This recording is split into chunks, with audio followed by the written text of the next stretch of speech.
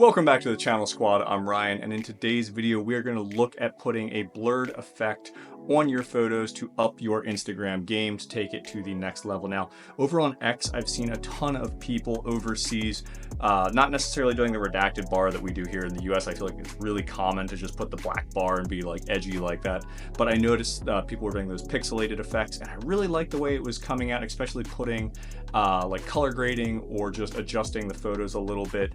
So I'm going to show you how to do it and show you how I've been doing it. I'm really in love with this style right now. You are going to need to download PixArt and Photoshop Express. PixArt is where you're going to do the blurred face, and then we're going to take it into our camera roll and then into Photoshop Express to basically just color grade and color correct, do anything we got to do to kind of like up that to really stand out on Instagram. Now I'm going to screen record everything on my phone so you can see me doing it. I'm not doing it on a desktop or anything like that. It is super simple. There's a few steps that you have to go through to make this all happen, and I'm doing everything on a free version. I'm not doing it on any paid versions.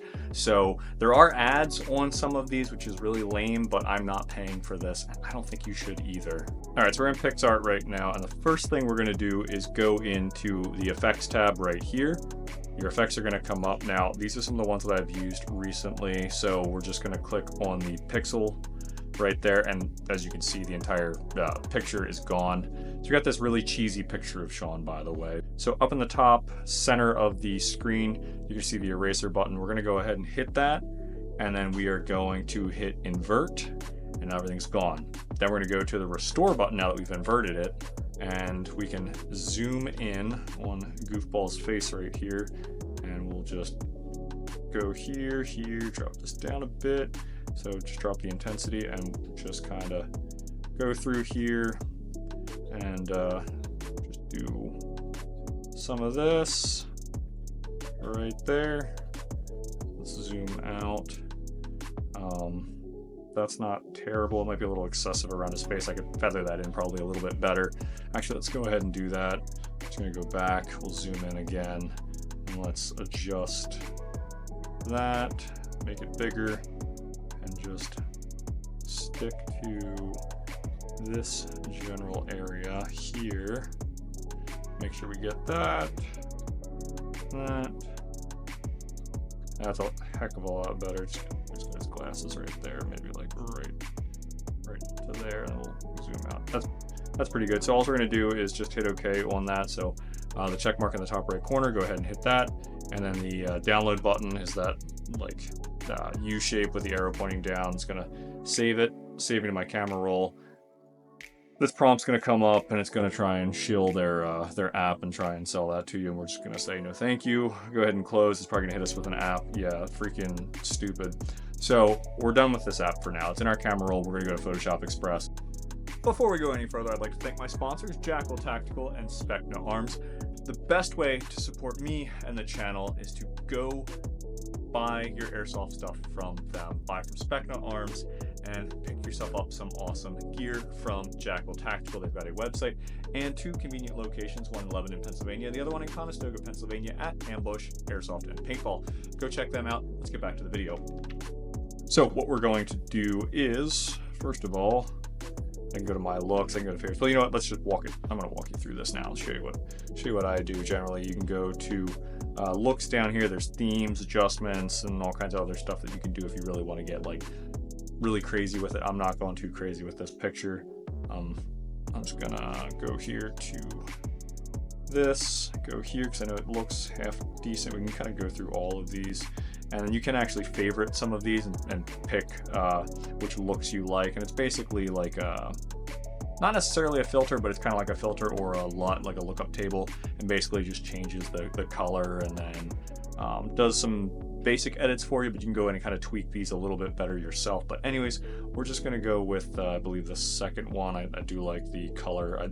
You always just kind of pay attention to the skin tones. Generally when I'm doing these edits, I'll just look at the skin tones, make sure everything looks realistic, because sometimes they're like way too orange or way too blue, like if it's too cold looking with your picture. But that looks half decent. We can change the intensity or whatever. We're just going to leave it like right there. That's pretty good. So leave it like that. We got a decent edit there. Now the next thing I'm going to want to do is go into my adjustments and go over to my vignetting. We're going to go with a little darker, kind of like make it a little moody right here. So drop that down a little bit. It's going to give us that vignette. We can go to our adjustments, go over here to our color highlights. Now the cool thing is about this now with the AI that they have, you can actually like select the subject. So let's click on subject and you can see Sean was highlighted in red, which is really neat. So it means that anything that we do adjustment wise, we can actually control how light or dark, the contrast, all that kind of stuff. So any type of adjustment like we want to make, we can then make to Sean. So that's cool. The background, we can also start changing the background. We could probably make the background a little bit darker, make it a little bit more moodier, because we're going to leave him the way he is, like as far as the color on his body and everything, and kind of darken down the background so we pay more attention to Sean. So we'll go into our shadows. We don't want to lift our shadows. It does look decent when we lift the shadows a bit, but we can kind of make it a little bit more moodier if we kind of drop the shadows down. So something else we can do, I've got the background selected, so we can actually blur the background just a little bit more. So the nice thing is we can kind of really focus in on Sean and blur out that background and make it look like we're actually shooting on a nicer camera than what we really are. I mean, iPhones, the newer iPhones shoot half decent, but it's nothing like, I mean, I've got a really old, ironically, A6300 sitting here, a Sony. This camera just slaps with the right lens on it. Really like that one. It does a really good job. But yeah, so I mean that edit there, I mean you could just keep going. I find the more that I stare at one picture for too long, I start getting like eye fatigue. It's almost like palette fatigue. It's a real thing. I mean, you start staring at it, you're making these edits. Some of them can just start to like not look great, and then you go back the next day and look at it, you post on Instagram, you look at it like, what the heck was I doing? So it's not that deep as you're trying to figure out how to do this. Like just kind of work at it until you like find something that looks nice to you, because I see a lot of photographers out there, or like people on Instagram, like they have their own style. You'll acquire and basically make your own style and just kind of like, this looks good to me.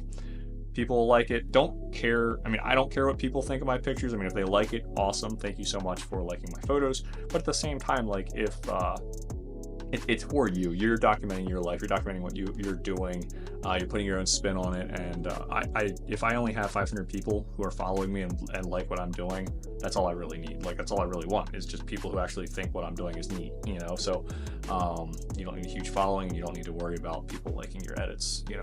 I mean, they'll come, the ones that do like it, your homies, you know? I mean, everybody on Instagram. I love Instagram just for the community. Everybody on Instagram is awesome. Like you follow me, you're in Airsoft, I'll follow you back. Like it's simple as that. I love the community over there. So we're gonna go ahead and download this picture, and it was saved. So we're good to go. We're gonna take it over to Instagram and post it. So if you're watching this video, go like that picture so I know you watched it, if you're following me on Instagram. Hit me up on the gram. I will, if you're an Airsoft content creator, I will follow you back for sure. And if you like this particular photo that I just messed with, comment on the picture, and yeah, I'll shoot you a follow. Dog's up there barking at the ATF.